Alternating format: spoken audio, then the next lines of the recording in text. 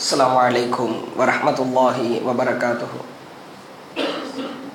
إن الحمد لله نحمده ونستعينه من يهده الله فلا مضل له ومن يضلل فلا هادي له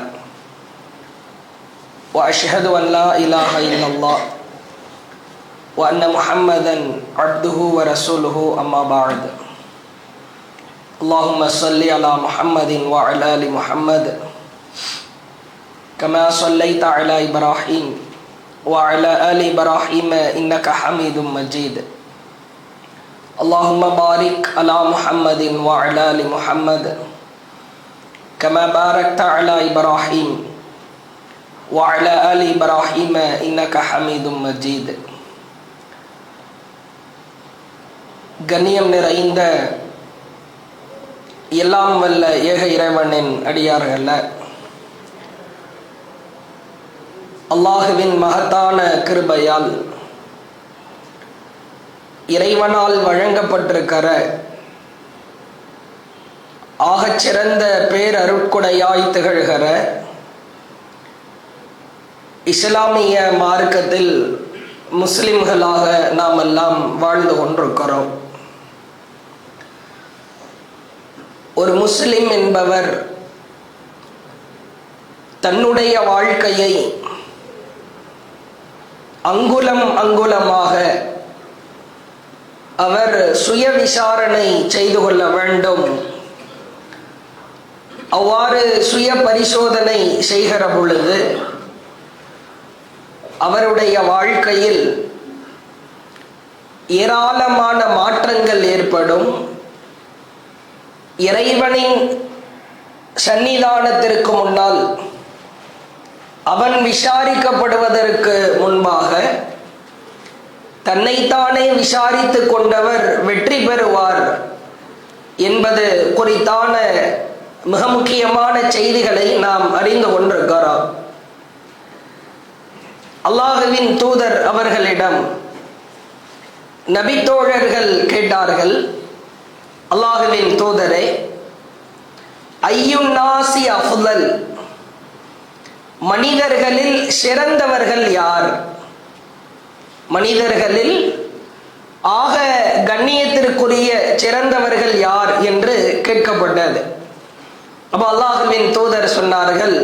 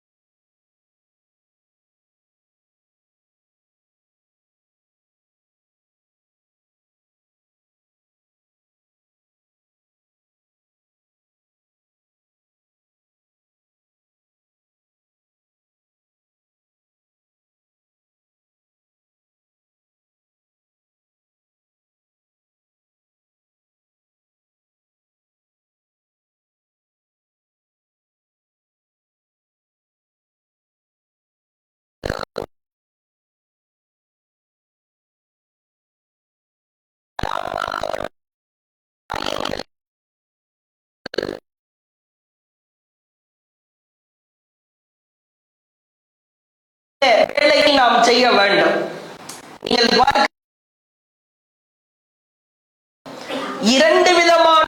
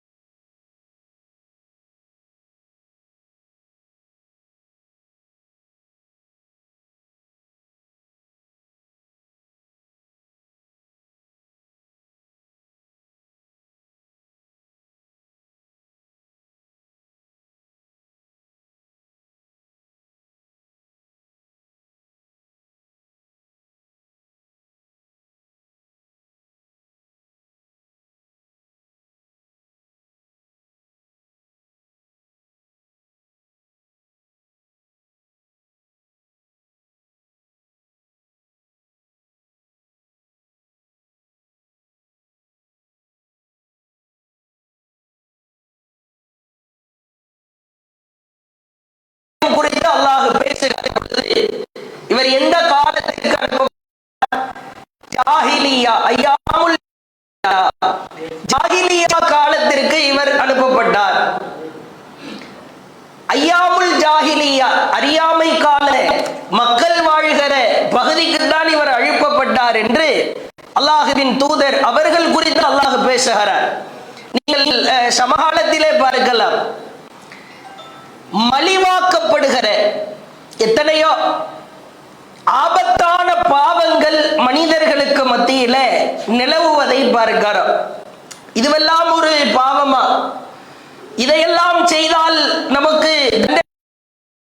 என்று சில பாவங்கள் ரொம்ப மலிவாக்கப்படுகிற அளவிற்கு மக்களுக்கு மத்தியிலே நிலவுவதை ஆனால் அவைகள் எல்லாம் ஆபத்தான பாவங்கள். சாதாரணமாய் நாம் எண்ணுகிற பாவங்கள் எல்லாம் ஆபத்தான பாவங்கள் என்று அல்லாஹும் அல்லாஹுவின் தூதரும் மிக கடுமையாய் எச்சரிக்கிறார்கள். உதாரணத்திற்கு சொல்வதாக இருந்தால், இந்த சமகாலத்தில் நம்மை நாமே எவற்றையெல்லாம் மலிவாகிறார்கள்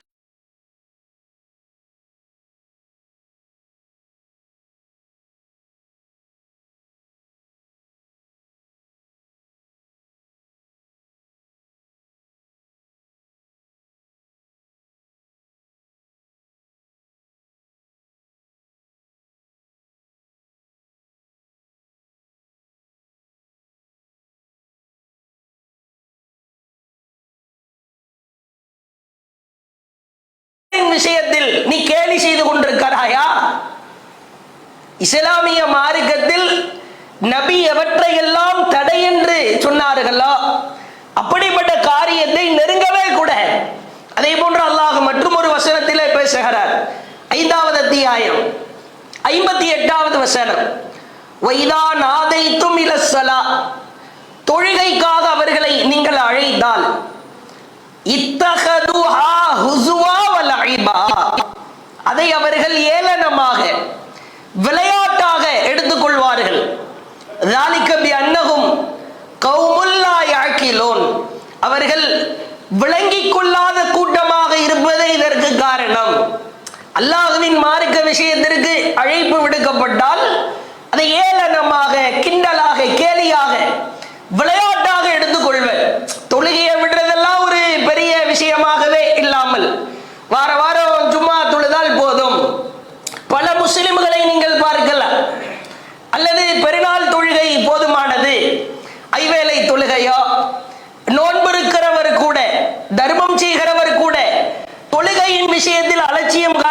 பார்க்கிறோம்.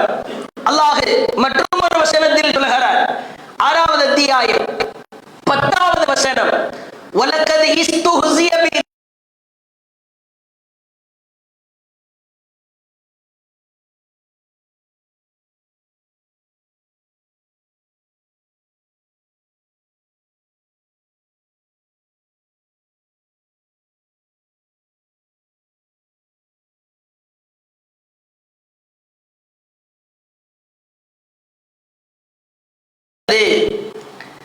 நீ இஸ்லாத்தையோ இஸ்லாத்தின் சட்டங்களையோ அல்லாஹ் மற்றும் அல்லாஹ்வின் தூதர் இட்ட கட்டளைகளையோ பரிகாசம் செய்தால், கேலி செய்தால், நீ எவற்றை வைத்து கேலி செய்கிறாயோ, பரிகாசம் செய்கிறாயோ, அதை வைத்தே உம்மை நாம் சூழ்ந்து விடுவோம் என்று அல்லாஹ் திருக்குர்ஆனில் எச்சரிக்கை செய்வதை பார்க்கிறோம்.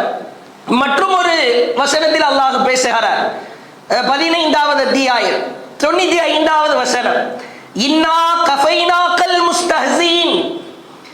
இஸ்லாத்தை, மார்க்க விஷயத்தை கேலி செய்வோர் விஷயத்தில் உமக்கு நாமே போதுமானவர்கள், பயப்படாத.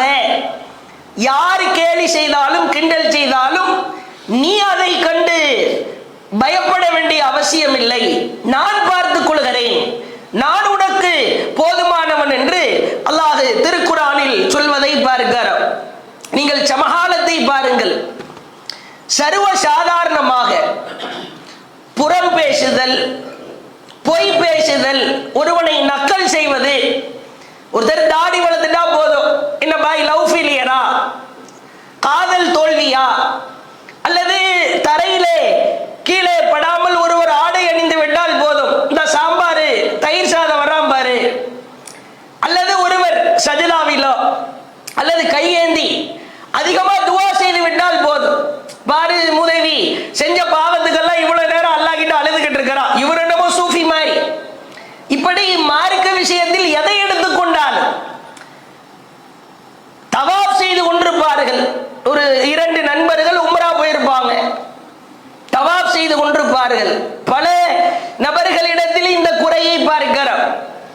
கேட்பாரு, என்ன பாய் உங்க ஃப்ரெண்ட் அப்துல்லா வரலையா? அப்துல்லா ஒரு பணக்காரரா இருப்பார், உம்ரா செய்ததற்கு தகுதி உடையவரா இருப்பார்.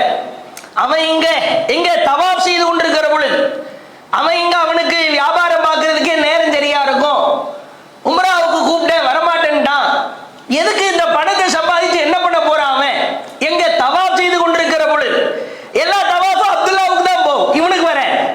நீ யாரை பற்றி கேலி கிண்டல் செய்து கொண்டிருக்கிறாயோ அல்லது புறமாய் பொய்யாய், இது ஒரு அலட்சியமாய் கருதப்படுகிற ஆபத்தான பாவம் என்று உணராமல் அலட்சியமாய் கருதி கொண்டிருக்கிற அவல நிலையை பார்க்கிறோம். குறிப்பாக பெண்கள், நான் புறம் பேச மாட்டேன், அடுத்தவனை பற்றி பேச மாட்டேன் என்று முடிவெடுத்தால், அஸ்ஸலாமு அலைக்கும் அப்படின்னு சொன்னதுக்கு பிறகு கையிலேயே ஒவ்வொருத்தரும் ஒரு டேப் ஒண்ணு வச்சுக்கணும். வலைக்கும் அஸ்ஸலாம்னு பதில் சொன்னதுக்கு பிறகு வாயை மூடிடணும். அதுதான் இன்றைக்கு நிலைமை. யாராக இருந்தாலும் அடுத்து ஒரு நபர் சபையில போய் அமருகிறோம், என்ன பேச வேண்டியது இருக்கிறது? மகனை பற்றி கேட்கிறோம், மனைவியை பற்றி கேட்கிறோம், அத்தா எப்படி இருக்கான்னு கேட்கிறோம். அவர் எங்க சொன்னா கேட்க மாட்டாரு, வயசான காலத்துல சும்மா கிடக்கிறாரா? இவரு ஆமாங்க, இந்த வயசாயிட்டாலே அப்படித்தான், மூளை வேலை செய்யாது. இப்படி ஒவ்வொன்றாக ஒரு குடும்பத்தை பற்றி நலம் விசாரிப்பதாக இருந்தாலும் கூட புறம் பேச மாட்டேன், அடுத்தவனை பற்றி பேச மாட்டேன் என்று முடிவெடுத்தால் சலாத்திற்கு பிறகு வாயே திறக்க கூட நிலவரம் அப்படித்தான். இது எவ்வளவு ஒரு மோசமான பாவம் தெரியுமா? நம்மை நாமே சுய விசாரணை செய்து கொள்வதில் இது முதன்மையானது. அல்லாஹ்வின் தூதர் அவர்களின் மிக அழகிய குணம் குறித்து ஒற்றை செய்தியிலே நாம் பார்க்கலாம். கூர்ந்து கவனிக்க வேண்டும். சர்வசாதாரணமாய் நாம் பேசுகிறோம், ஒரு ஆளை பற்றி, ஒரு நபரை பற்றி கேலி செய்கிறோம், கிண்டல் செய்கிறோம், அல்லது அவர் குறித்து புறமாய் பேசுகிறோம். அது குறித்து அல்லாஹ்வின் தூதர் அவர்கள் ஒற்றை செய்தியிலே சொல்கிறார்கள். பாருங்கள், நபிகளாரின் மனைவி ஹப்ஸா ரலியல்லாஹு அவர்கள், இது அபூதாவுத் என்கிற நபிமொழி தொகுப்புல 4000 3875வது செய்தியாக இருக்கிறது. ஹப்ஸா ரலியல்லாஹு அவங்க அழகாய் இருப்பார், ஆனால் கொஞ்சம் குள்ளமாய் இருப்பார். கொஞ்சம் குட்டியோன்னு இருப்பாங்க, ஹைட்டா இருக்க மாட்டாங்க, கொஞ்சம் குள்ளமா இருப்பாங்க. இப்ப ஹப்ஸா ரலியல்லாஹு அவங்க அல்லாஹ்வின் தூதர் ஸல்லல்லாஹு அலைஹி வஸல்லம் அம்மையார் ஆயிஷா அமர்ந்திருக்கிற சபையில் ஹப்ஸா ரலியல்லாஹு அவர்கள் உள்ளே வர்றாங்க. அப்ப ஆயிஷா ரலியல்லாஹு அவங்க என்னதான் இருந்தாலும் நபியினுடைய இன்னொரு மனைவி, அவர்கள் இருவரும் மனைவியர் தான். அவர்கள் ஒரு சர்வசாதாரணமாகத்தான், ஒரு கேலியாக, ஒரு கிண்டலாக சொல்கிறார்கள். காலத் குல்துலின் நபி ஸல்லல்லாஹு அலைஹி வஸல்லம், அல்லாஹ்வின் தூதரிடத்திலே சொன்னேன், ஹஸ்புக மின் சஃபியா. சவுண்ட் அதிகமாக இருந்தால் கம்மி பண்ணிடுங்க. அவருங்க சரி சரி கீழே கம்மி பண்ணிருங்க.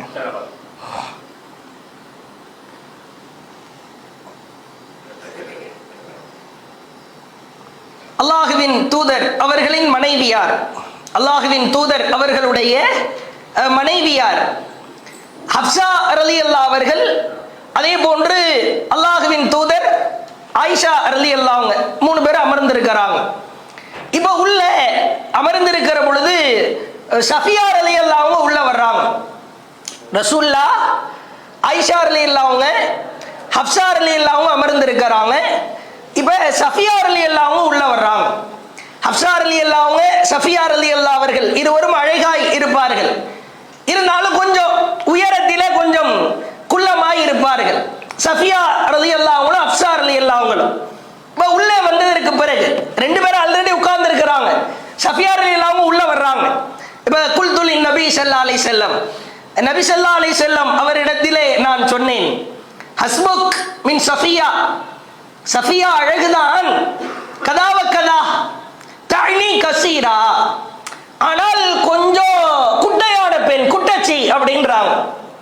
இந்த குட்டையான பெண் என்கிற வார்த்தையை கொஞ்சம் அப்படி இப்படி அதை கொஞ்சம் மாடுலேஷன் பண்ணி சொல்றாங்க. சஃபியா அழகுதான், ஆனா கொஞ்சம் குள்ளம். நபிகளாரின் முகம் அப்படியே மாறுகிறது.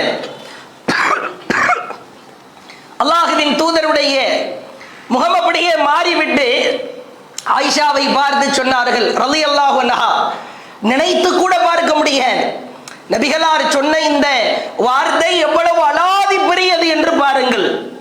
லக்கது குல்தி கலிமா, ஆயிஷாவே நீ சொன்ன இந்த வார்த்தையை லவ் முஸிஜத் பிமாயில் பஹர், கடலிலே தூக்கி போட்டால், நீ சொன்ன இந்த வார்த்தையை எடுத்து கடலிலே தூக்கி போட்டால் அந்த கடல் நீரே பாழாய் போய்விடும், ஒட்டுமொத்த கடல் நீரும் நாசமா போயிடும். குட்டச்சின்ற வார்த்தை சாதாரண வார்த்தை இல்லை. உடனே ரசூலுல்லாஹ் சொல்றாங்க, நான் என்றைக்காவது யாரையாவது இப்படி கேலி செய்திருக்கிறேனா? ஏன் இப்படி செய்கிறீர்கள்? என் வாழ்க்கையில என்னோடு இருக்கிறாய், என் கூட இருக்கிறாய், நான் யாரையாவது கேலி கிண்டல் பண்ணி பார்த்திருக்கிறியா? யாரை பற்றியாவது பின்னாடி நான் பேசியிருக்கிறேனா? நீ சொன்ன இந்த வார்த்தை மஸஜத், அந்த வார்த்தை இருக்கிறது அல்லவா அரபியில, அந்த வார்த்தை எதற்காக பயன்படுத்துவார்கள் என்றால், ஒரு பொருளை எடுத்து வேறு ஒரு பொருளிலே தூக்கி போட்டால் அது விஷமாகிவிடும், அது பயன்படுத்தவே முடியாது. அதை பயன்படுத்தினா செத்துருவான், மரண மௌத்து, அதுக்கு தான் அந்த வார்த்தையை பயன்படுத்துவாங்க. ரொம்ப ரேரான வேர்டு. அதை அல்லாஹ்வின் தூதர் பயன்படுத்துகிறார்கள். நீ சொன்ன இந்த வார்த்தையை கடல் நீரிலே தூக்கி போட்டால் கடல் நீர் ஃபசாதா போயிடும், கடல் நீர் வாழுகிற உயிரினம், கடல் நீர் அத்துணையும் இல்லாமல் போய்விடும் சொல்லிவிட்டு அல்லாஹ்வின் தூதர் சொன்னார்கள், என்றைக்காவது என்னிடத்தில் இருந்து இது போன்ற வார்த்தைகளை நீ கேட்டதில்லை, இப்படி பேசாதே. விளையாட்டா சக மனைவி நக்கல் நையாண்டியா கூட பேசியிருக்கலாம். நம்மளாம் எவ்வளவு விஷயங்கள் பேசுகிறோம், நீங்க எல்லாம் பார்க்கலாம். எத்தனையோ குடும்பங்களை பற்றி நாம் பேசுகிறோம். மனைவிட்ட சும்மா நக்கலா தான் பேசுவோம், ஆனா மனம் பாதிச்சிருவாங்க. ஒரு மனைவி குடும்பத்தை பற்றி, அவங்க அத்தாலாம் அவரு கையேந்திர லெவல்ல இருந்தாரு, உன்னைய நான் கல்யாணம் பண்ண போய் தான் அவரே வளர்ந்திருக்கிறாரு, என்ன மாதிரிதான் ஒரு மாப்பிள்ளை உனக்கு ஊர்ல கோடியில ஒருத்தனா கூட கிடைக்க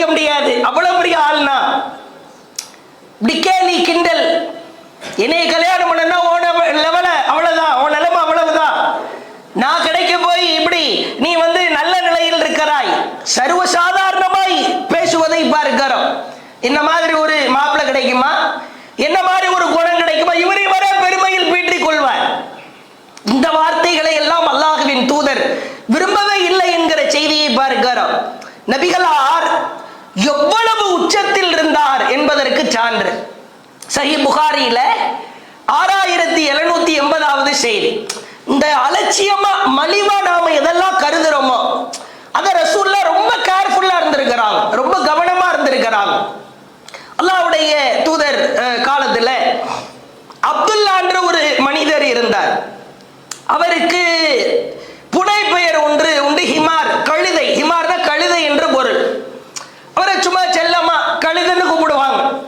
இது ஒரு புனை பெயராகவே இருந்திருக்கிறார். இவருடைய வேலை என்னன்னா, ரசூலுல்லாஹ்வுடைய சபைக்கு வந்து நல்ல விஷயங்களை சொல்லி நபிகளாரை சிரிக்க வைப்பார். ஆனால் இவரிடத்தில் ஒரு பெரும் குறை ஒன்று இருந்தது. அதிகமாக மது குடிப்பவராய் இருந்தார். சாராயம் குடிச்சிருவார், மது குடிச்சிருவார். இப்ப ரசூலுல்லாஹ்வுடைய சபைக்கு வருவார். அல்லாஹ்வுடைய தூதர் அவரை ஹத் அடிக்க சொல்லுவாங்க, அந்த தண்டனையை கொடுக்க சொல்லுவாங்க. இவரை எடுத்து அடிங்க, இவர் எப்படி மது குடிக்கலாம் அப்படின்னு இந்த மாதிரி 2-3 தடவை ஹத்து வாங்கப்பட்டவர், அடி வாங்கப்பட்டவர். ஒரு கட்டத்தில் ஒரு சமயம் மதுவை குடிச்சிட்டு வந்துடுற அல்லாஹ்வுடைய தூதர் அடிக்கவும் சொல்றாங்க. பிறகு கூட்டத்திலே இருந்த ஒரு நபித்தோழர் அப்துல்லா, அந்த மது அருந்திய அந்த ஹிமார் என்கிற புனை பெயரால் அழைக்கப்படுகிற அவரை பார்த்து சொல்கிறார், அல்லாஹும்ம, இறைவா, அல் அனுஹு மா அக்ஸரமா யூதா பிஹி, இறைவா இவரை சபிப்பாயாக. எத்தனை முறை தான் இவரை அடிக்கிறது, எவ்வளவு தடவை தான் குடிப்பாரு, எவ்வளவு தடவை தான் அடிக்கிறது.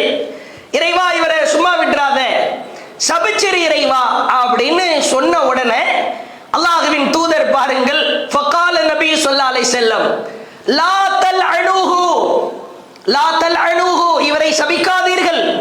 ஏன் தெரியுமா? ஃபவல்லாஹி, அல்லாஹ்வின் மீது சத்தியமிட்டு சொல்கிறேன், மா அலிம்து, நான் அறிகிறேன், அன்னஹு யுஹிப்புல்லாஹ வ ரசூலஹு, இவர் அல்லாஹ்வையும் அல்லாஹ்வின் தூதரையும் விரும்புவதாய் நாம் அறிகிறோம். தண்ணி அடிக்கிறாரு தான், மது குடிக்கிறாரு தான், அதனால எப்ப சபிக்கிற? யார? ஒரு சாராய மது அருந்துபவர் வந்து நிற்கிற பொழுது, அவரை அடிக்க நினைக்கிற பொழுதும் கூட எதுக்கு சபிக்கிற? சாபத்திற்குரிய வார்த்தை உனக்கு வேணுமா? நம்மள என்ன பண்ணுவோம்? அவ்வளவுதான். சும்மா வர்றவனே விட மாட்டோம். ஏதாவது நம்ம கிட்ட வம்பளுத்தா, சும்மா ஏதாவது லேசா நோண்டி இருந்தாலும் அவ்வளவுதான். அவரை எப்படியெல்லாம் வச்சு செய்ய முடியுமோ, எப்படியெல்லாம் அவனை பாடாப்படுத்தி பஞ்சராக்க முடியுமோ விட மாட்டோம். ஒரு மது அருந்தியவர் கூட அல்லாஹ்வின் தூதர் சபையில் ஹத்து வாங்கப்பட்டவர், தண்டனை வாங்கப்பட்டவர் கூட சபிக்கிற பொழுது, கூட்டத்தில இருந்து நபித்தோழர்கள் ஒருவர் சபிக்கிற பொழுது அதை கூட அல்லாஹ்வின் தூதர் தடுத்திருக்கிறார்கள் என்று சொன்னால், நபிகளாரின் குணம் அவ்வளவு மேன்மையானது. நீங்கள் ஆழமாய் பதிய வைக்க வேண்டும். யாரை பற்றியும் புறமோ அவதூறோ கேலி செய்வதோ கிண்டல் செய்வதோ செய்யவே கூட அல்லாஹ் திருமறை குர்ஆனில் மிக கடுமையாய் எச்சரிக்கிறார். 49வது அத்தியாயம் 12வது வசனத்திலே பார்க்கிறோம். 11, 12 அல்லாஹ் சொல்கிறார், யா அய்யுஹல்லதீன ஆமனூ, ஈமான் கொண்டவர்களே, லா யஸ்கர் கௌம் மின் கௌம், ஒரு சமுதாயம் மற்றொரு சமுதாயத்தை கேலி செய்ய வேண்டாம். அஸா யகூனு கைரம் மின்ஹும், உங்களை விட அவர்கள் சிறந்தவர்களாய் இருக்கலாம். வலா நிசா, ஒரு பெண், மின் நிசா, மற்றொரு பெண்ணை கேலி செய்ய வேண்டாம். அஸா யகுன்ன கைரம் மின்ஹுன்ன, இவரை விட அவர் சிறந்தவராய் இருக்கலாம். வலா தல்மிசு அன்ஃபுஸக்கும், உங்களுக்கு மத்தியிலே ஒருவரை ஒருவர் குறை கூறிக்கொள்ளாதீர்கள். வலா தனாபசு, பட்ட பெயரால் அழைக்காதீர்கள். பில் அல்காப், பட்ட பெயரை வச்சு அழைக்கிறது அசுத்தம், அருவருப்பு. பஸல் இஸ்மில் ஃபுசூக் பஅதல் ஈமான், ஈமான் வந்ததற்கு பிறகு தீய பெயர்களை நீங்கள் சூட்டி அழைப்பது மிக கேவலமானது. அல்லாஹ் சொல்கிறார். சொல்லிவிட்டு அல்லாஹ் சொல்கிறார், வமல்லம் யதுப், யார் பாவ மன்னிப்பு தேடி திருந்துகிறாரா ஃபௌலாயிக ஹுமுத் தாலிமூன், ஃபௌலாயிக ஹுமுத் தாலிமூன், எவர்கள் பாவ மன்னிப்பு தேடி திருந்தவில்லையா அவர்கள் பாவிகள். குட்டையா இருந்தா குட்டை என்றது, நெட்டையா இருந்தா பனைமரத்துல பாதின்றது, வெள்ளையா இருந்தா அதுக்கு ஏதாவது பேர் சுட்டுவது, பல்லு கொஞ்சம் நீட்டிக்கிட்டு இருந்தா அதை குறை சொல்றது. இப்படி மாமியாரை பற்றி மருமகள் கிண்டல் செய்வதென்ன, மருமகனை பற்றி மாமியார், வீட்டிலே வந்திருக்கிற மனைவி கணவனின் சகோதரிகளை கேலி செய்வதென்ன, இதெல்லாம் ஒரு பிழைப்பா? ஒரு இஸ்லாமியன் இதை செய்யலாமா? ஒரு மார்க்கம் தெரியாத யாரேனும் செய்யலாம்? எத்தனையோ ஓனர், உரிமையாளர், கடை உரிமையாளர், கடையில வேலை பார்க்கிற ஒருவரிடத்திலே குறை இருந்தால், தைரியம் இருந்தா, துணிச்சல் இருந்தா மூஞ்சுக்கு நேரம் சொல்லணும். அவனை பற்றி இன்னொருத்தட்ட கழுவி ஊத்துறேன். இவன் கிறுக்க, ஒரு காசுக்கு ஆக மாட்டான், கிறுக்கன்லயே கொஞ்சம் தெளிவான கிறுக்க, நம்ம கிட்ட இருக்க போய்தான் ஏதோ இவன் பொழப்பு ஓடுது. இதுவெல்லாம் நமக்கு நம் நன்மைகளை எல்லாம் அழித்து விடும். உங்களுக்கு யாருமே இதாவது குறை இருக்கிறதா, அவர்கள் சம்பந்தப்பட்ட விஷயத்தில் ஏதேனும் ஒரு பாதிப்பு இருந்தால் நேரடியாக போய் சொல்ல வேண்டும். அழகான ஒரு சம்பவத்தை பார்க்கலாம். அல்லாஹுவின் தூதர் அவர்களுக்கு அல்லாஹ் அறிவித்து கொடுக்கிற மிக அழகான சம்பவத்தை பார்க்கலாம். முஸ்னத் அஹ்மதுல 12236வது செய்தியாக பதிவு செய்யப்பட்டிருக்கிறது. நபிகளார் ஒரு சபையில் அமர்ந்திருக்கிறார்கள். அதே போன்று நபி தோழர்களும் அமர்ந்திருக்கிறார்கள். அப்ப ஒரு வழி பாதை ஒன்று இருக்கிறது. அல்லாஹ்வுடைய தூதர் சொல்றாங்க, அல்லாஹ் வஹியால் அறிவித்து கொடுத்த பாடம். அல்லாஹ்வுடைய தூதர் சொல்றாங்க, இப்பொழுது ஒருவர் வருவார், சொர்க்கவாசியில ஒருத்தரை பார்க்கிறதா இருந்தா அவரை பார்த்துக்கங்க. எல்லாருடைய போக்கஸும் திரும்பிடுது, கேமரா முழுசா ஃபுல்லா அந்த ரூட் பாதைக்கு திரும்பி விடுகிறது. எதிர்பார்த்து காத்து கொண்டிருக்கிறார்கள். வருகிறார். எப்படி வருகிறாரு? ஒளி செய்தவாறு, தாடியிலிருந்து தண்ணீர் சொட்டியவாறு, செருப்ப கையில எடுத்துட்டு வர்ற. எப்படி வருவாருன்னு பாருங்க. செருப்ப காலில் போட்டு வராம செருப்பை கையில் எடுத்தவாறு தாடியில தண்ணீர் சொட்டியவாறு வருகிறார். முதல் நாள் முடியுது. இரண்டாவது நாள் ஒரு மசூரா நடக்குது. அதே மாதிரி அல்லாஹ்வுடைய தூதர் சொல்றாங்க, சொர்க்கவாசியில ஒருத்தரை பார்க்கிறதா இருந்தா யத்லு அலைக்குமுல் ஆன் ரஜுலும் மின் அஹ்லில் ஜன்னா, சொர்க்கவாசிகளில் ஒருவர் இப்பொழுது வருவார், பார்ப்பதாக இருந்தால் அவரை பார்த்து கொள்ளுங்கள் அப்படின்றாங்க. இரண்டாவது நாள் அதே மாதிரி தாடியில தண்ணீர் சொட்டியவாறு செருப்புகளை போட்டவாறு வருகிறார். திரும்ப மூணாவது நாள் அதே மாதிரி அல்லாஹ்வுடைய தூதர் சொல்றாங்க, யத்லு அலைக்குமுல் ஆன், இப்பொழுது உங்களிடத்தில் ஒருவர் தோன்றுவார், ரஜுலும் மின் அஹ்லில் ஜன்னா, அவர் சொர்க்கவாசிகளில் இருந்தும் உள்ள ஒருவர், தாடியில தண்ணீர் சொட்டியவாறு செருப்புகளை கையில பிடித்தவாறு வருகிறார். செருப்பு தொங்க போட்டு வர்ற அப்துல்லாஹ் இப்னு அம்ர் இப்னு ஆஸ் அவர்கள், அப்படி என்ன ஸ்பெஷலா இவரிடத்தில் இருக்கிறது? சொர்க்கவாசி என்கிற பட்டத்தை பெற்று விட்டாரே, இவரை நாம் பின்தொடர வேண்டும் என்று சொல்லி அவர்கிட்ட போயிட்டு ஒரு பொய் சொல்ற, எனக்கும் என்னுடைய தந்தைக்கும் 3 நாள் பிரச்சனை, சண்டை, அதனால வீட்டுக்கு போக முடியாது, உங்க வீட்டுல ஒரு 3 நாள் தங்கி கொள்ளலாமா? தாராளமா தங்கிக்கலாம். ஏன்னா இவர்கிட்ட அப்படி என்ன ஒரு விஷயம் இருக்குது? தனிப்பட்ட அமல் செய்கிறாரா? ஒரு 3 நாள் தங்கினா என்ன இருக்குதுன்றதை கண்டுபிடிச்சிடலாம். இதான் நபி தோழர்கள். நல்லவற்றை விடவே மாட்டார்கள், பின்தொடர்ந்து செல்வார்கள். தாராளமா வாங்கின வீட்டுக்கு அழைத்து விட்டு செல்கிறார். நல்ல அவர் செய்கிற காரியத்தை எல்லாம் அப்துல்லா பின் அம்ர் பின் ஆஸ் அவங்க வாட்ச் பண்றாங்க. ஒரு கட்டத்தில் அவர் அப்துல்லா பின் அம்ர் பின் ஆஸ் பார்க்கிறாங்க, பெருசா எந்த அமலும் வித்தியாசமா, இரவு முழுக்க நின்று தொழுவது, ஒட்டுமொத்த பொருளாதாரத்தை தர்மம் செய்வது, அல்லது தினசரி நோன்பு நோற்பது, அப்படி எந்த அமலும் இல்லை. அவருடைய அமல்கள்ல சில அமல்களை பார்க்கிறார். இரவில் தூங்கி கொண்டிருக்கிற பொழுது புரண்டு புரண்டு படுக்கிற நேரங்களில், எழுந்து அமருகிற நேரங்களில் அல்லாஹ் அக்பர், சுப்ஹானல்லாஹ், அல்ஹம்துலில்லாஹ் என்று திக்ர் செய்கிறார்.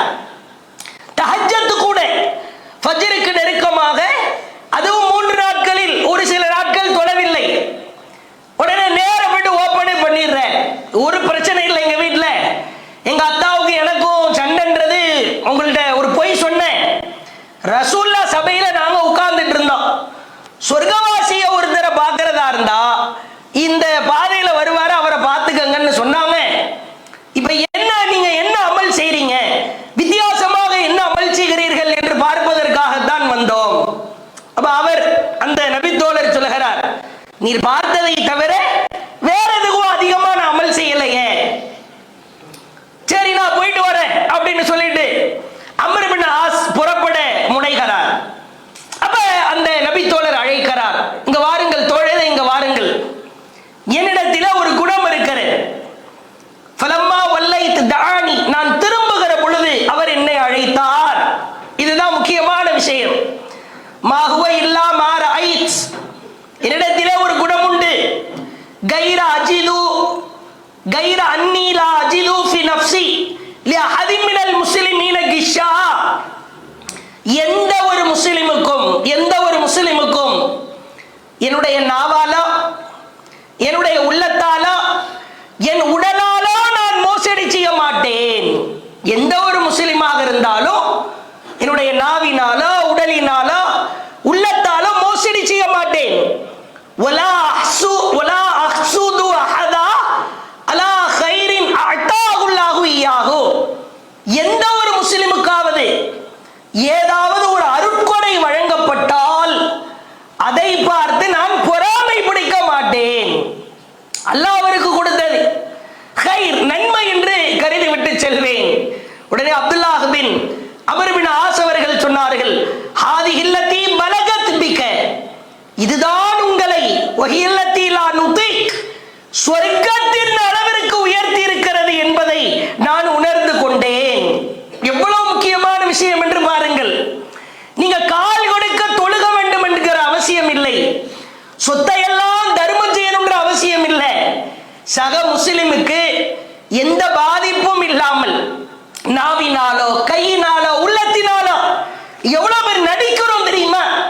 அவர் வருகிற பொழுது சிரிக்கிறோம், மாங்க பாய் நல்லா இருக்கீங்களா, உங்களை எல்லாம் பார்க்காம மனசே அப்படி வலிக்குது பாய், உள்ளத்துல மூதேவி வந்துட்டா முசீபத்து, நாளைக்கு வர்ற பிரச்சனை இன்னைக்கு எழுந்துருவான். இப்படி எத்தனை பேர் பின்னால் பேசுகிறோம் தெரியுமா?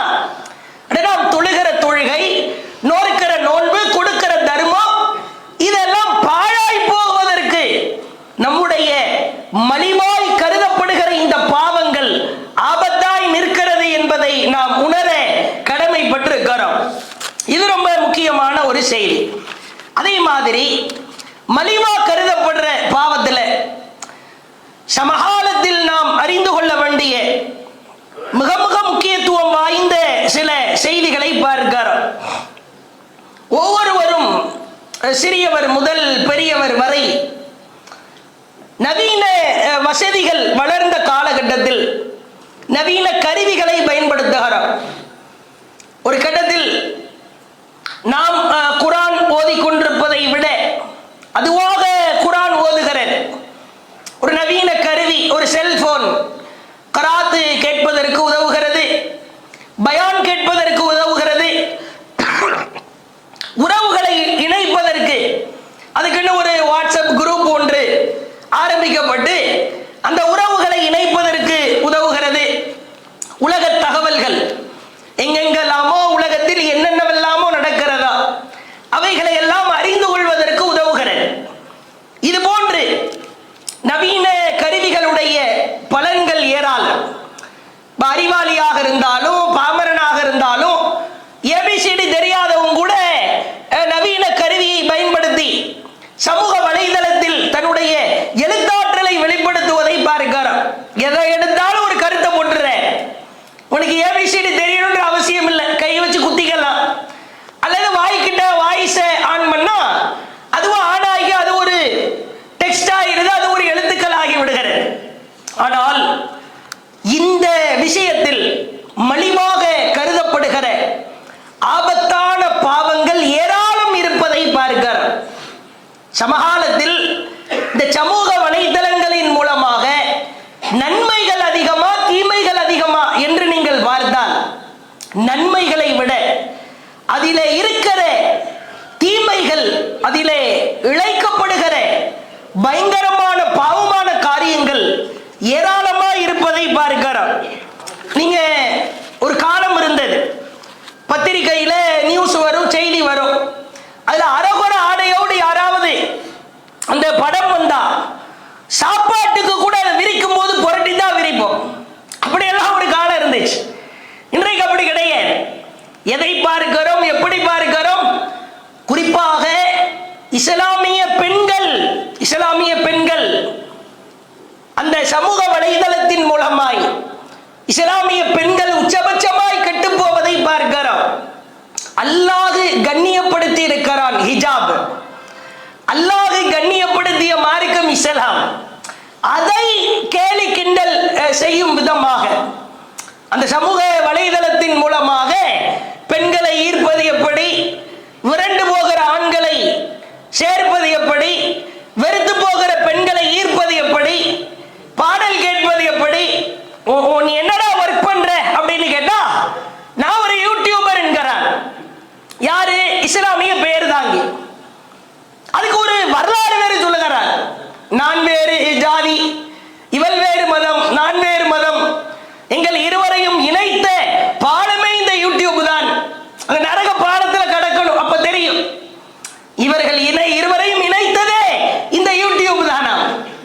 அதிலும் சில முஸ்லிம் பெயர் தாங்கிகளை பார்க்கிறோம். இவைகளை எல்லாம் நம் சமூகம் மலிவாய் கருதி கொண்டிருக்கிற வீடுகளிலே அவன் செய்கிற எல்லா விஷயங்களையும், குழந்தை பிரெக்னண்டாக இருக்கிற வீடியோவை வெளியிடுகிறார், வீட்டு வேலை நடக்கிறது எல்லாம் வெளியிடுறான், கறி சமைக்கிறான அதை வெளியிடுறான், குழம்பு வைக்கிறான அதை வெளியிடுறான், சோறு சமைக்கிறான அதையும் வெளியிடுகிறான், ஒரு கட்டட வேலை நடக்குதா அதையும் வெளியிடுகிறான், கட்டில் அதையும் வெளியிடுகிறான், பெட்ரூம் வரைக்கும். ஒரு இஸ்லாமிய பெண்ணாய் திகழ்கிற சில யூடியூப்களிலே பார்க்கிறோம், சமூக வலைதளம். ஒரு குடும்ப பெண்ணை சாலை கலட்ட வைப்பது, அரைகுறையாய் நிற்க வைப்பது, இது என்ன மனநிலை என்றே தெரியவில்லை. சில பேரை பார்க்கிறோம், வாய் அசைத்தால் பின்னால் பாடல் ஓடுகிறேன். கேட்டா இவங்க எல்லாம் ஃபண்டமெண்டல் முஸ்லிம்ஸ் என்பார்கள், இவங்க எல்லாம் அடிப்படைவாதி. சில இஸ்லாமிய பெண்கள் ஹிஜாபோடு வாயசைப்பார்கள். அங்கே ஒரு சினிமா கேடுகட்ட பாடலின் வசனங்கள் ஓடும், அல்லது ஒரு சினிமா டயலாக் ஓடும். இங்க ஹிஜாப் விளக்கு மாத்துக்கு எதுக்கு பட்டு கொஞ்சம் ஒரு பழமொழியில மார்க்கத்தை நீ ஓரமாய் வைத்து விட்டு நீ என்ன வேண்டுமானாலும் செய்யலாம். நம்ம ஹிஜாப் சம்பந்தமாய் பேசுகிற பொழுது இஸ்லாத்தை எதிர்க்கக்கூடிய சில கேடுகட்ட கயவர்கள் உள்ள வந்துடுறாங்க. நீ ஆடுமா, நீ பாடுமா, நம்ம பார்த்துக்கலாம். இவங்களாம் பெண்ணடிமைத்தனம். ஒரு முஸ்லிம் என்பவன் அல்லாஹ்வின் கண்ணிய சின்னமாய் திகழ்கிற ஒரு ஹிஜாபை கேவலப்படுத்தலாமா, அவமானப்படுத்தலாமா? நம்ம வீடுகளில் நீங்க பாருங்க, குடும்பத்தில் கணவன் மனைவி யாரை பின்பற்ற வேண்டும்? நபிகளாரை பின்பற்ற வேண்டும். அதுதானே வழக்கம். அல்லாஹ்வின் தூதர் எப்படி வாழ்ந்தார்கள், எப்படி குடும்பம் நடத்தினாங்க. இங்க வீட்டுல இருந்து வாட்ஸ்அப் திறந்தா மனைவி போன்ல இருந்து ரீல்ஸ் வரும். இந்த வீடியோவை பார்த்தா திருந்துங்க. எந்த வீடியோவை பார்த்து? எவனோ ஒருவன் கணவனும் மனைவியும் சேர்ந்து ஏதோ பாத்திரம் கழுவுற வீடியோ, அல்லது ரெண்டு பேரும் சேர்ந்து அந்நுண்ணியமா இருக்கிற வீடியோ. திருந்துவதற்கு இது வீடியோவா? இதுவெல்லாம் மலிவாய் கருதி கொண்டிருக்கிற ஆபத்தான பாவங்களாய் இருப்பதை பார்க்கிறோம். அதே போன்று நீங்கள் பார்க்கலாம், எத்தனையோ பேர் முகநூல்களின் மூலமாய் தங்களின் முகவரியையே, தங்களுடைய மானத்தையே இழந்து விடுகிற அவல நிலை. அல்லாஹ் திருக்குர்ஆனில் நபிமார்களின் மனைவியரை பார்த்து பேசுகிறார். யா நிசா, ஓ பெண்களே, யா நிசா லஸ்துன்ன கஅஹதின் மினன் நிசா, நீங்கள் மற்ற பெண்களை போன்றவர் அல்ல. யாரை பார்த்து? நபிமார்களின் மனைவியரை பார்த்து பேசுகிறார். கஅஹதின் மினன் நிசா, நீங்கள் மற்ற பெண்களை போன்று கிடையாது. இனித்தகை துன்ன ஃபலா தஹ்தஅன பில் கவுல் ஃபயத்மஅ அல்லதி ஃபீ கல்பிஹி மரது வ குல்ன கௌலம் மஅரூஃபா. எவனாவது உங்களிடத்திலே ஏதாவது வளைந்து கொடுக்காதீர்கள். நபிமார்களின் மனைவியர் மறு திருமணம் செய்ய இயல. அவர்கள் யாரிடத்தில் பேசுவதாக இருந்தாலும் திரைக்கு அப்பால் தான் பேச வேண்டும். அவர்களை பார்த்தே அல்லாஹ் சொல்கிறான், நீங்க சாதாரண பெண்ணு மாதிரி கிடையாது, குழந்தை பேசக்கூடாது, வளைஞ்சு பேசக்கூடாது. திரைக்கு அப்பால் இருந்து பேசுபவர்களுக்கு அல்லாஹ் மற்றும் ஒரு இடத்திலே சொல்லுகிற பொழுது 2 மடங்கு வேதனை என்கிறார். ஆனால் சமகாலத்தில் இந்த மலிவாக்கப்படுகிற சமூக வலைத்தளங்கள் என்பது படுமோசமாய் போய்கொண்டிருப்பதை பார்க்கிறோம். அதுல பள்ளியில படிக்கிறவங்க, கல்லூரியில படிக்கிறவங்க இவர்கள் எல்லாம் சேர்ந்து அதற்கென்று ஒரு குரூப்பை ஆரம்பித்து லைவாக இதெல்லாம் சொன்னா சில பேர், நீங்க என்ன இவ்வளவு கடுமையா இஸ்லாத்தை கடைபிடிக்கணுமா? ஆமாம், உதுகுலு ஃபிஸ்ஸில்மி காஃபா, இஸ்லாத்துக்கு வந்தா முழுசா வந்துரு. தலையை நுழைய வச்சுட்டு உடம்ப வெளியே நீட்டுறது, இந்த பேச்சுக்கே இடம் இல்லை. சில பேரை பார்க்கிறோம், சுப்ஹானல்லாஹ், இஸ்லாமிய பெண்கள் ஹிஜாப் அணிந்து முகத்தை மட்டும் அந்த இடத்துல மட்டும் ஒரு ஸ்மைலி வைத்துக் கொள்வது. லைக், உனக்கு எத்தனை லைக், உனக்கு எத்தனை ஷேர். சில பேர் லைக் பிச்சை எடுப்பதை பார்க்கிறோம். எனக்கெல்லாம் நீங்க லைக் போடுவீங்களா? எனக்கெல்லாம் என் டான்ஸுக்கெல்லாம், உனக்கு மட்டும் எப்படி 5000 பேர் லைக்? அப்படித்தான். கொஞ்சம் நீ முகத்தெல்லாம் கொஞ்சம் திறந்து காட்டணும். அட, என்னுடைய ஆடை எப்படி இருக்கிறது, என் முகம் எப்படி இருக்கிறது என்று வெளிப்படையாய் ஒரு பெண் வாய் திறந்து கேட்கிறாள் என்று சொன்னால், இதை விட ஒரு மோசமான இது என்ன மனநிலை என்றே புரிந்து கொள்ள முடியவில்லை. அல்லாஹ் காப்பாற்ற வேண்டும். வெளியே நடக்கிற பொழுது ரோட்டிலே குனிந்த தலை நிமிராமல் சில பேர் மார்க்கோ அனுமதிக்காத முகத்தை எல்லாம் மூடிட்டு போவதை பார்க்கிறோம். ஆனால் வீட்டிலே மறைவாக இருக்கிற பொழுது சமூக வலைதளத்திலே ஆடுவதென்ன, பாடுவதென்ன? அல்லாஹ்வின் தூதர் சொன்னார்கள், இசை இது போன்ற அந்த கலாச்சாரங்கள் குறித்து அல்லாஹ்வின் தூதர் சொன்னார்கள், யாருடைய உள்ளம், யாருடைய வயிறு கவிதையால் நிரம்பி இருப்பதை விட, ஒரு காயம் ஏற்பட்டால் அந்த காயத்திலே தண்ணீர் பட்டு சீலும் சலமும் வடியும் தானே, அந்த சீலையும் சலத்தையும் உன் உள்ளத்திலே நிரப்பிக் கொள்வது சிறந்தது. ஒரு டம்ளர் சீல் கொடு அப்படின்னு குடிப்பியா? ஒரு பாட்டில்ல சலத்தை கொடுங்க, குடிக்கிறேன். இருக்குதா உங்கள்ட்ட சலம்? இருக்குதா? நீ உன் உள்ளத்தை கவிதையால், பாடலால், இசையால் நிரப்புவதை விட சீல் சலத்தை கொண்டு நிரப்புவது மேலானது. இதற்கெல்லாம் தீர்வு என்ன தெரியுமா? இறைவன் எப்படி வாழச் சொல்கிறானோ அந்த வாழ்கிற முறையில் இறை வார்த்தையை, இறை தூதரின் வார்த்தையை உள்ளத்தில் ஆழமாய் பதிய வைக்க வேண்டும். ஒரு அழகான சம்பவத்தோடு இன்றைய உரையை நிறைவு செய்கிறோம். அல்லாஹ்வின் தூதர் அவர்கள் காலத்தில் ஒரு இளைஞர் தன்னுடைய ஆசைகளை எல்லாம் தூக்கி வீசுகிறார். மர்சத் ரலியல்லாஹு அவர்கள், மர்சத் இவர் மக்காவில் இருந்து இஸ்லாத்தை ஏற்றுக்கொண்டு மதீனாவிற்கு வருகிறார். மக்காவில் இருக்கிற பொழுது இவருக்கு அனாக் என்கிற ஒரு காதலி உண்டு, லவ்வர். மக்காவில் இருக்கிற பொழுது அனாக் அப்படின்ற ஒரு பெண்ணை அதிகமா விரும்புறாங்க. மதீனாவிற்கு வந்து விட்டார். ரசூலுல்லாஹ் ஒரு வேலை விஷயமா திரும்ப மக்காவுக்கு அனுப்புறாங்க. மக்காவுல சில முஸ்லிம் கைதிகள் பிடிபட்டிருக்கிறார்கள், அவங்கள போய் மீட்டு கொண்டு வாங்க. சங்கிலிகளால பிடிபட்டிருக்கிறாங்க. நேரம் மறுசது வர்றாங்க, அந்த கைதியை பார்க்கிறாங்க, சங்கிலியால பிணைக்கப்பட்டிருக்கிறது. அந்த கைதி அப்படியே எடுத்து அவரை கொண்டு போலான்னு நினைக்கிற பொழுது எந்த மூதேவியை பார்க்க கூடாதுன்னு நினைச்சாரோ அது முன்னாடி வந்துருச்சு. அல்லாஹ் சோதிக்கிறான். அனாக்கு வந்து விட்டான். கேட்கிறான், மர்சத், மர்சது தானே? அவர் கேட்கிறார், ஆமாம் மர்சது தான். உடனே அந்த அனாக்கு சொல்லுகிறார், மர்ஹபா, வரவு நல்வரவாகட்டும், ரொம்ப அழகாய் நீ வந்திருக்கிறாய். அடுத்து சொல்லுகிறார் லகு மர்சத், மர்சதிடத்தில் சொல்லுகிறார், லைலா, இன்று இரவு மட்டும் என்னிடத்திலே தங்கிவிட்டு போயேன்.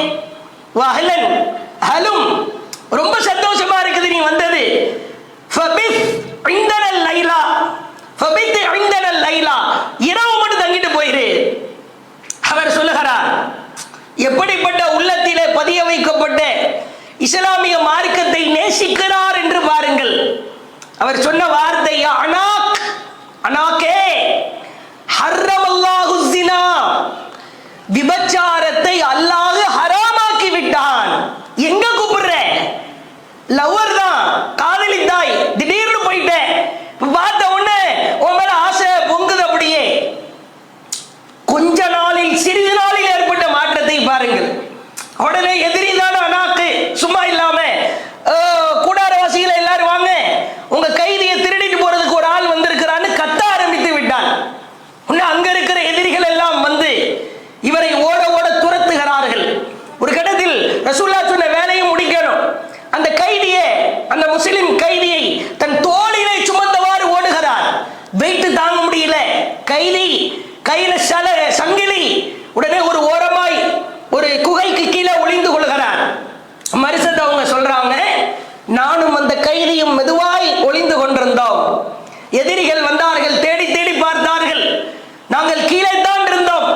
உடனே எதிரியில ஒரு எதிரி என்ன பண்ணா, அவன் சிறுநீர் கழிக்க ஆரம்பித்தான். இவ்வளவு விளக்கிறாரு பாருங்க. அவன் கழித்த சிறுநீரின் சாரல் என் மீது தெளித்தது. நாங்கள் கீழே உட்கார்ந்துட்டு இருந்தோம், அவ்வளவு நெருக்கமாக இருந்தோம். அவன் போய்விட்டான். பிறகு அவரு சங்கிலி எல்லாம் கையில விலங்கிடப்பட்டிருக்கிற விலங்குகளை எல்லாம் உடைச்சிட்டு அல்லாஹ்வின் தூதரிடத்திலே கொண்டு போய் விட்டதற்கு பிறகு நான் அல்லாஹ்வின் தூதரிடத்திலே கேட்டேன், அல்லாஹ்வின் தூதரே, அனாக்கை பார்த்தேன், நான் அங்கே காதலித்து வந்தேன் தானே, அவளை பார்த்தேன். யார ரசூலல்லாஹ், அன்கிஹு அனாக், நான் அனாக்க திருமணம் முடிச்சுக்கலாமா? அவள் காஃபிர், அவள் ஒரு இறை மறுப்பாளர். ரசூலுல்லாஹ் கொஞ்ச நேரம் அப்படியே அமைதியா இருக்கிறாங்க. இப்பொழுது அல்லாஹ் திருக்குர்ஆனில் 24வது அத்தியாயம் 3வது வசனத்தை அருளுகிறான். அஸ்ஸானி லா யன்கிஹு இல்லா ஸானியா அவ் முஷ்ரிகா வஸ்ஸானியத்து லா யன்கிஹுஹா இல்லா ஸான் அவ் முஷ்ரிக். ஒரு இறை மறுப்பாளர் ஒரு இறை மறுப்பாளரையே திருமணம் முடிப்பார். ஒரு விபச்சாரம் செய்தவர் ஒரு விபச்சாரம் செய்தவரையே திருமணம் முடிப்பார். முஃமின்களுக்கு இது ஹராமாக்கப்பட்டிருக்கிறது என்று 24வது அத்தியாயம் 3வது வசனம் இறங்குகிறது. அல்லாஹ்வுடைய தூதர் சொல்றாங்க, மரிசதே, நீ அனாக்கை திருமணம் முடிக்க கூடாது. உடனே அவர் சொல்லுகிறார், வல்லாஹி, அல்லாஹ்வின் தூதரே, யா மரிசத், நீ அனாக்கை திருமணம் முடிக்க கூடாது. வல்லாஹி, அல்லாஹ்வின் தூதரே, நான் அவளை திருமணம் முடிக்க மாட்டேன். வாய்ப்பு கிடைக்கும் போது சொல்லிவிடுவேன். ஒரு நாள் வாய்ப்பு கிடைக்கிறது, மீண்டும் அனாக்கை பார்க்கிறாள். நீ எனக்கு திருமணம் முடிக்க அனுமதிக்கப்பட்டவள் அல்லர், நீ ஹராமாக்கப்பட்டவள் என்று போட்டு உடைத்தார் என்கிற செய்தியை பார்க்கிறோம். இள ரத்தம் தான், இளம் பருவம் தான். நீங்கள் நாம் மலிவாய் கருதுகிறோம் சில பாவத்தை, ஆனால் பெரும் பாவத்தை கூட அல்லாஹ் சொன்னான் என்பதற்காக தங்களுடைய ஆசைகளை எல்லாம் தூக்கி தூர எறிந்திருக்கிறார்கள் என்று சொன்னால் உளப்பரிசோதனை செய்வோம். பெற்றோர்களே, தாய்மார்களே, இளைஞர்களே, இளைஞர் பெண்களே, நம்முடைய சமூக வலைதளத்தை நான் என் குடும்பத்தார் பார்க்காவிட்டாலும் என் இறைவன் பார்த்து கொண்டிருக்கிறான். என்னுடைய தொடர்பு எப்படி இருக்கிறது, நான் யாரோடு பேசுகிறேன், யாரோடு பழகுகிறேன், யாரோடு நட்பு உறவாடுகிறேன், என் மார்க்கமாய் என் அல்லாஹ் கொடுத்திருக்கிற ஹிஜாபை கேவலப்படுத்துகிறேனா, அவமானப்படுத்துகிறேனா, இவைகளை எல்லாம் நாம் உளமாற உளப்பரிசோதனை செய்வோம். மலிவாக கருதப்படுகிற ஆபத்தான பாவங்கள் நம்மை நரகத்தின் ஆழத்திலே கொண்டு போய் வீழ்த்திவிடும் என்பதை கூறிக்கொண்டு இன்ஷா அல்லாஹ் நாளைய தினம் மற்றும் ஒரு மிக முக்கியமான உளப்பரிசோதனை செய்து கொள்வதற்கான தலைப்பின் கீழாக அறிந்து கொள்வோம். வாஹிரு தஅவானா அனில் ஹம்துலில்லாஹி ரப்பில் ஆலமீன். சுப்ஹானக்கல்லாஹும்ம வ பிஹம்திக.